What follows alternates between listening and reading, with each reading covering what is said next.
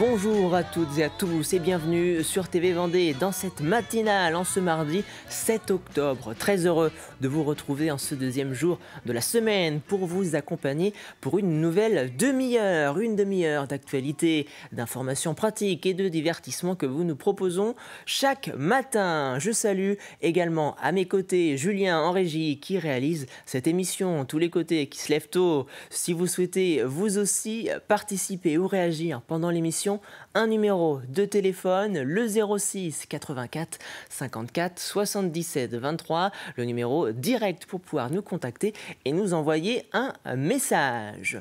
Je vous propose pour commencer de jeter un rapide coup d'œil à la météo de ce mardi 7 octobre et vous le voyez sur la carte qui s'affiche, le soleil est déjà bel et bien présent dans le département, 9 degrés sur l'ensemble de l'est de la Vendée, 10 degrés sur l'ensemble du littoral avec un soleil qui brille généreusement. Et puis dans l'après-midi, des nuages élevés apparaissent par le nord-ouest, mais ils ne devraient pas vraiment être gênants. Les températures gagnent quelques degrés et repassent au-dessus des normales de saison, comptez jusqu'à 22 à 23 degrés au meilleur de l'après-midi le long des côtes. Et je vous propose de prendre la direction de Port-Bourgenais avec ces belles images du port et du soleil qui se lève petit à petit. Vous le voyez, quelques rayons du soleil et on apercevait également la lune au loin, ce qui prévisage d'une très belle journée en Vendée. Allez, restons sur le littoral pour jeter un coup d'œil à nos marées. Quels sont les horaires du jour? Direction Beauvoir-sur-Mer et le Gois, où la mer était présente ce matin, une pleine mer aux alentours de 5h03. La basse mer est prévue à 11h28 et puis ensuite elle redescendra jusqu'à 17h22. Coefficient 103 à 107. Vous le voyez, les coefficients remontent petit à petit. Et puis concernant la marée du côté de la Tranche-sur-Mer, 5h53 pour la pleine mer, 12h36 pour la basse mer. Et puis, jetons désormais un coup d'œil à votre trafic en ce mardi 7 octobre, en cette matinée. Voici un coup d'œil de la circulation. Quels sont les chantiers actuellement en cours en Vendée? Vous êtes peut-être d'ailleurs dans les bouchons, direction Esnay et la D948. La création d'une voie pour éviter le rond-point de la Forêt à l'entrée d'Esnay. 2 bretelles sont en cours de construction pour éviter ce rond-point et permettre d'accéder au centre-ville. Des travaux qui devraient être livrés le 31 octobre. C'est également le cas du côté de Fontenay-le-Comte. Des travaux sur la D115 qui passe sous l'autoroute A83 en direction de Chez. La route est donc fermée en raison de la réfection de l'ouvrage d'art. L'installation d'un portique pour limiter la hauteur des véhicules pouvant circuler est prévu jusqu'en mars 2026. En ce mardi 7 octobre, nous fêtons les Serges. Alors bonne fête à tous les Serges de votre entourage. Concernant le lever du soleil, il se lève à 8h13 et se couchera ce soir aux alentours de 19h34. Nous perdons donc 4 minutes d'ensoleillement. Allez, c'est l'heure de passer au journal préparé par la rédaction de TV Vendée.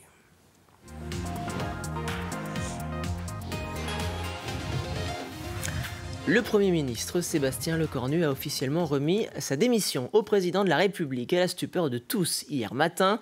Ce dernier lui a pourtant donné 48 heures supplémentaires pour mener d'ultimes négociations avec les autres partis politiques afin d'envisager un gouvernement et procéder à l'étude du budget 2026 comme cela était prévu dans les prochains jours. Le chef de file des LR, Bruno Retailleau, s'est exprimé hier soir indiquant que la nomination de Bruno Le Maire dans le gouvernement Lecornu lui avait été cachée, pointant ainsi du doigt un problème de confiance. Le ministre de l'Intérieur démissionnaire devrait être reçu à l'occasion d'un entretien bilatéral avec Sébastien Lecornu dans le courant de la semaine.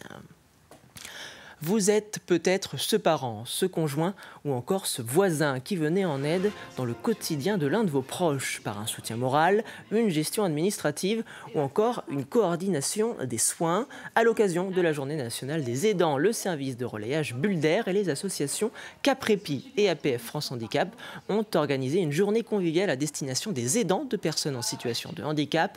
Un temps de décompression et de repos ainsi qu'une sensibilisation rappelant que le rôle des aidants est essentiel mais qu'il est tout aussi important que ces derniers prennent soin d'eux également. Alors nous, c'est des relayeurs qui interviennent. Ils se déplacent pour minimum 3 heures d'affilée à domicile parce qu'un temps de répit de moins de 3 heures, c'est pas considéré comme un réel temps de répit. Donc ils viennent, ils prennent le relais de l'aidant, d'où le nom de relayeur, et ils vont prendre en charge l'aidé pendant que l'aidant va à ses occupations. Et les relayeurs vont proposer des activités adaptées en fonction de la pathologie, en fonction de l'envie et du besoin de l'aider. Ça permet aussi de reprendre un lien social, ça permet de se rendre à ses rendez-vous médicaux et surtout de limiter l'épuisement de l'aidant. Alors la plateforme, en fait, on va dire, elle base son accompagnement autour de l'aidant.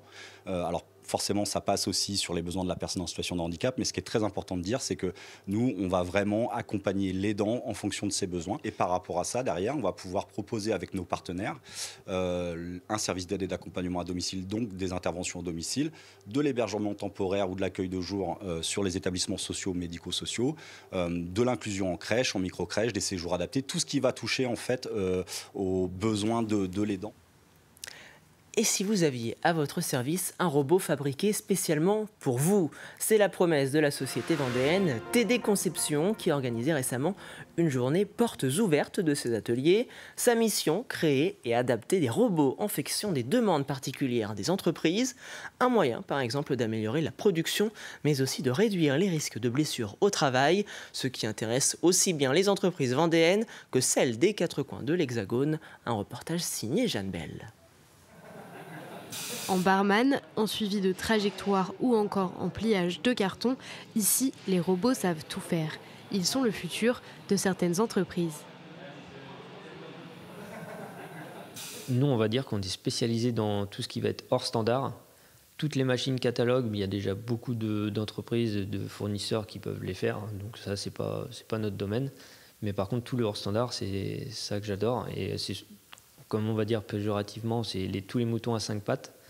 Mais en fait, il n'y a pas grand monde qui est dans ce secteur-là. Et donc, nous, on sait y répondre. Et de la meilleure des façons, les clients sont hyper contents. Pour faire ce hors standard, l'entreprise travaille avec des partenaires. Alors, je participe chez TD Maintenance, TD Conception également, en tant que partenaire d'outils pour les robots collaboratifs. Des outils qui permettent d'automatiser des tâches dans les industries, dans tout type d'activité.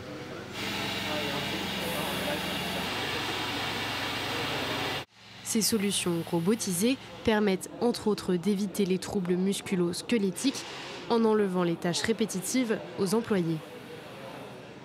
Nous, on a des solutions robotisées dans l'entreprise et là, on essaye de voir ce qu'il peut y avoir comme nouvelles technologies qu'on ne connaît pas. Et le but, c'est de se renseigner sur les technologies existantes et d'aller chercher des choses qui vont être adaptées à notre besoin dans l'entreprise du groupe AVCM, parce on fait de l'usinage, solution d'usinage global, et donc les robots sur des grandes séries peuvent être très intéressants.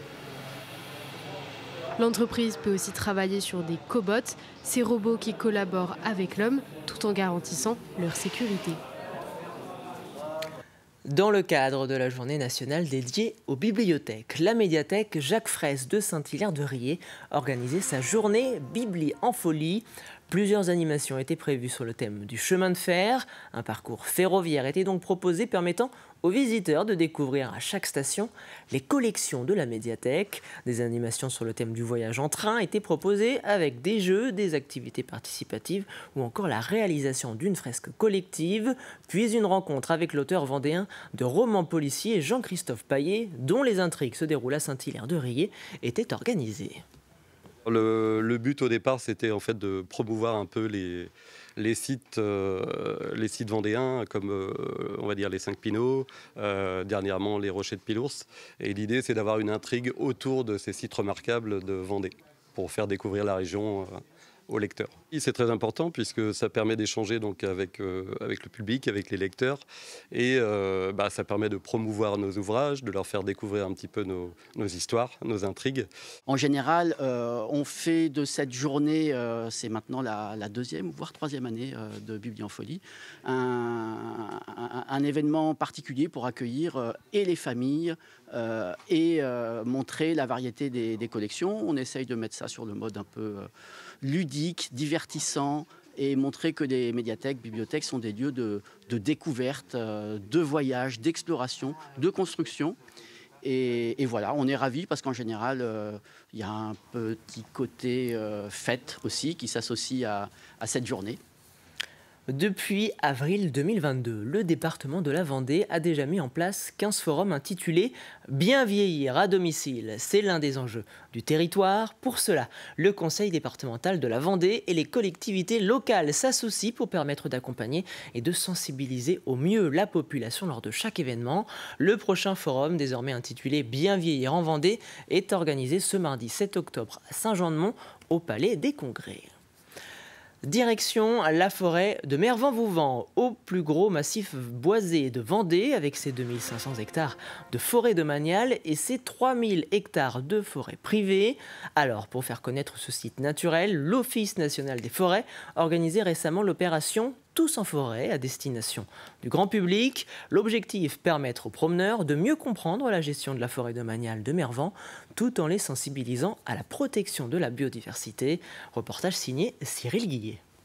Si c'est du résineux qui est prévu sur ces parcelles-là, c'est parce que ce sont les essences les plus adaptées aux conditions de sol et aux conditions climatiques. L'opération Tous en forêt de Mervan a rassemblé une quarantaine de personnes. Une promenade commentée, organisée dans le but de répondre aux questions des usagers de cette forêt. Même si on sait beaucoup, on apprend toujours sur la forêt. Avant, les forestiers étaient dans leur portion de forêt, n'expliquaient pas grand-chose. Et on a eu beaucoup de situations où les gens sont quand même assez présents en forêt et de plus en plus présents en forêt et s'interrogent sur notre gestion. L'accueil du public faisant partie intégrante de leur mission, c'est tout naturellement qu'ils répondent aux interrogations qui leur sont posées. Les questions que se posent les gens sur la forêt, c'est surtout pourquoi on coupe des arbres. Ils ont peur qu'en fait la gestion forestière soit devenue industrielle et que ce soit du massacre. Et en fait, nous, on les amène à leur expliquer, leur montrer que ça répond quand même à une gestion qui n'a pas tant changé que ça. L'idée, c'est qu'on exploite une ressource qui est renouvelable. Autre préoccupation de la population, l'impact du réchauffement climatique sur la forêt. Comme on a eu un été très très chaud, savoir eux ce qu'ils en pensent, ce qu'ils ont vu, et on fait un rapprochement avec nous, notre ressenti. On commence à voir déjà des dépérissements. On pressent que ça commence à devenir compliqué pour le chêne Cécile. Ça veut dire qu'on ne va pas attendre que la forêt de Mervan dépérisse pour essayer de diversifier notre forêt et de passer à une autre essence. On expérimente en fait différentes essences, notamment le chêne pubescent, qui est un chêne méditerranéen qui est très résistant à la chaleur et à la sécheresse. Il y a aussi des espèces qui existent déjà, comme le pin maritime par exemple. Lui, il est très très résistant à l'évolution du climat. Ça fait partie, grosso modo, des principales essences qu'on introduit sur Mervan. La forêt de Mervan a d'ores et déjà commencé sa mutation pour faire face à l'avenir. On termine ce journal avec un mot de sport équestre. L'association Vendée Equi Events organisait pour la 8e année son concours national de dressage les 4 et 5 octobre dans le cadre prestigieux du Haras de la Vendée. L'occasion pour ce concours de marquer également les 10 ans de l'association. Plus de 140 cavaliers ont participé à cette compétition qualificative pour les championnats de France. Pour rappel, le dressage mélange élégance et collaboration entre le cavalier et son cheval qui forment alors un véritable couple. Un concours de dressage, en fait, c'est un couple, donc ce qu'on appelle cavalier et cheval, qui déroule des reprises des figures qui sont imposées, un texte. Ils doivent le faire selon les 3 allures, pas trop galop bien évidemment. Et puis donc il y a des juges qui notent chaque figure de 0 à 10 et on fait un classement selon le type d'épreuve et bien sûr le niveau de la catégorie club qui sont les débutants, les amateurs et la catégorie professionnelle. C'était le journal de la rédaction de TV Vendée et merci à l'ensemble des équipes pour sa préparation. Je vous invite à regarder la météo de ce mardi 9 octobre. Jetons un coup d'œil à cette carte qui s'affiche et vous le voyez, le soleil sera bel et bien présent dans le ciel vendéen dès ce matin. Le soleil qui se lève d'ailleurs actuellement, il fera 9 degrés sur l'est du département et jusqu'à 10 degrés sur l'ouest de la Vendée. Plongeons-nous cette fois-ci dans l'après-midi de ce mardi. Des nuages élevés apparaissent par le nord-ouest, mais ils ne devraient pas vraiment être gênants. Les températures gagnent quelques degrés, comptez jusqu'à 22 voire 23 degrés au meilleur de l'après-midi le long des côtes. On passe désormais au plus de l'info.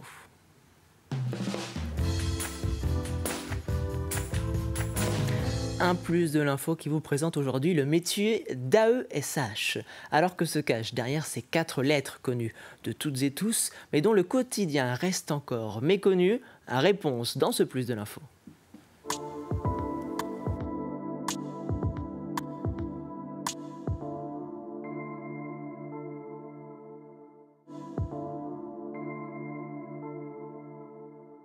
Je suis là en fait pour les accompagner, les aider en fait dans la reformulation des consignes pour qu'ils puissent comprendre l'exercice. L'objectif d'une AESH, c'est aider les jeunes en fait à être plus en confiance en eux, voilà, et pas être c'est déjà compliqué pour eux parce qu'ils sont tellement un peu stigmatisés, hein, vous voyez, et moi je ne veux pas de ça.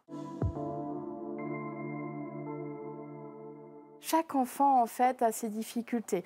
Donc, il y a ceux qui vont avoir des difficultés de dyslexie, de dysorthographie, de dyscalculie. Bien souvent, c'est les 10. Hein. Et puis, il y a aussi d'autres enfants qui ont, en fait, on appelle ça des TDAH. Moi, j'aime pas tous ces termes qui sont des troubles de l'attention, en fait, de l'enfant et de concentration. Donc, il faut remobiliser à chaque fois dans leur travail. Alors, il y a une formation de 60 heures obligatoire dès qu'on signe notre CDD.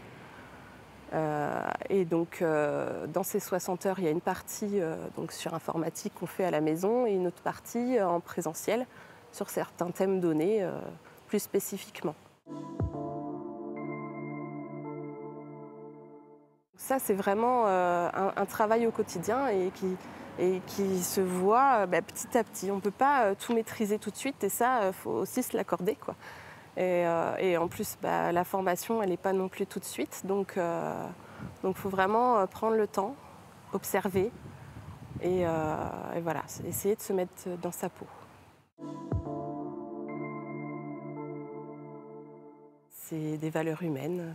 Moi, j'avais besoin de ces valeurs-là. Et c'est vrai que voilà, c'est important pour moi d'aider les autres, en fait.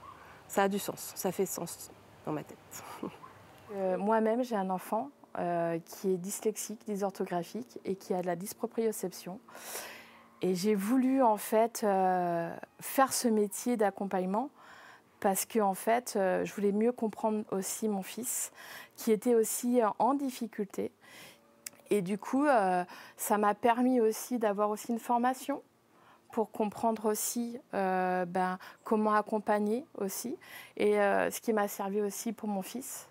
Et à ce jour, voilà, je prends et je donne en fait ce que je sais. Un plus de l'info que vous retrouvez bien évidemment sur notre site tvvendée.fr dans la rubrique Actu. Il est l'heure de votre chronique du jour.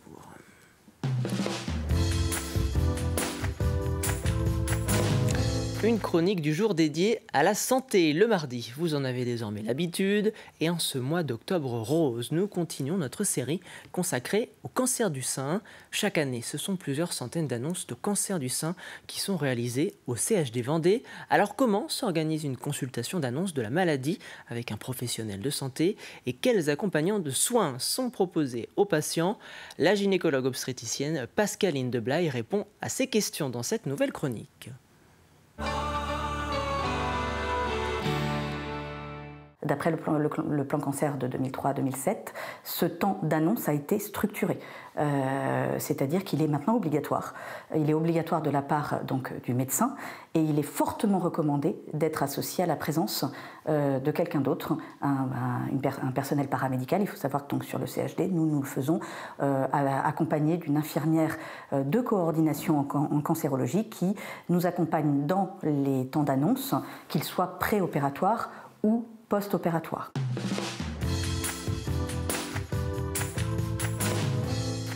Il est important en fait que la patiente ou le patient, parce que ça nous arrive de prendre en charge des hommes, se sentent écoutés, se sentent compris et qu'on aille surtout à son rythme.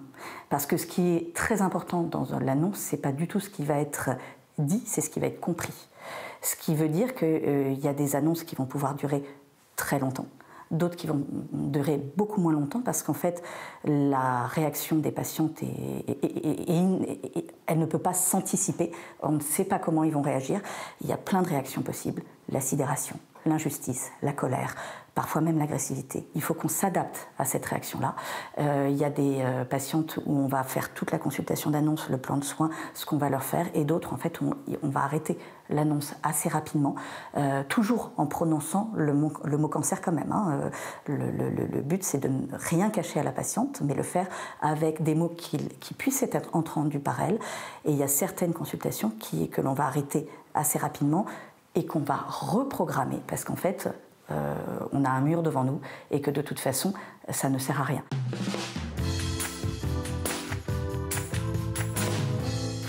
Notre rôle, il est d'abord, avant tout, d'annoncer la maladie.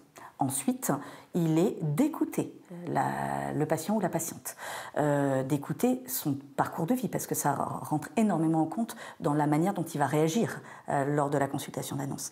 L'écouter, le comprendre, comprendre l'environnement du patient ou de la patiente, et puis ensuite, petit à petit, on va les avancer sur la prise en charge qu'on leur propose, en tout cas celle qu'on connaît au moment où on voit la patiente ou le patient. Leur expliquer un début de prise en charge, leur faire comprendre qu'ils ne sont pas seuls dans le parcours et que surtout on va tout organiser, tout prendre en charge, qu'ils se laissent porter s'ils en sont d'accord bien sûr.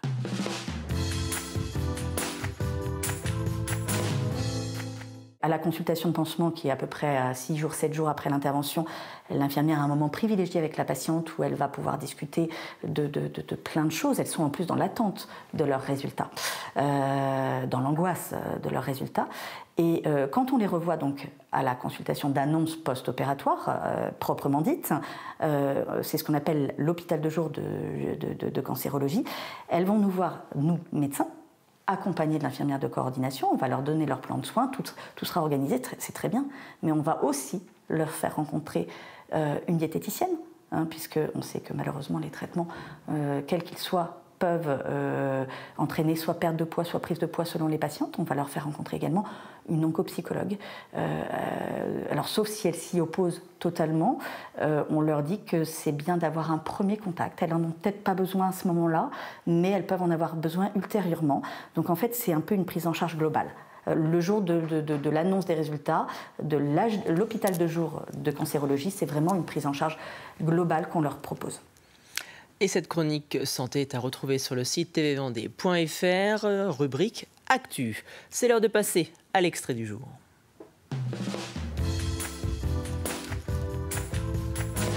Un extrait du jour consacré à l'émission culturelle 100% vendéenne, Effervescence.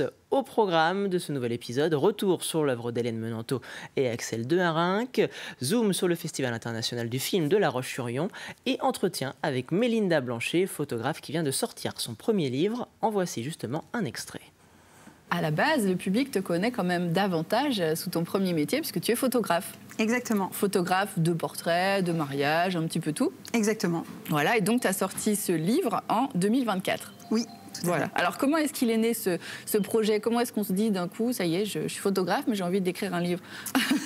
Alors donc l'idée première, c'était pas d'écrire un livre, c'était plutôt, je me suis servi de l'écriture plutôt comme quelque chose de libératoire. Tu avais envie de raconter? Oui, exactement. De me raconter. Mais sur le papier au début. Sur le papier, voilà. En fait, c'était plus un journal intime que je comptais livrer à ma fille, et ça devait s'arrêter là.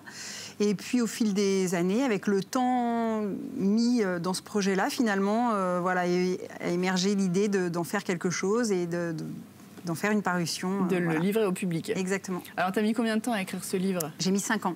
D'accord. Ça a été douloureux? À peu près. Oui. Ouais. Oui. C'est pas un travail facile, déjà parce que ça part de mon histoire personnelle, premièrement.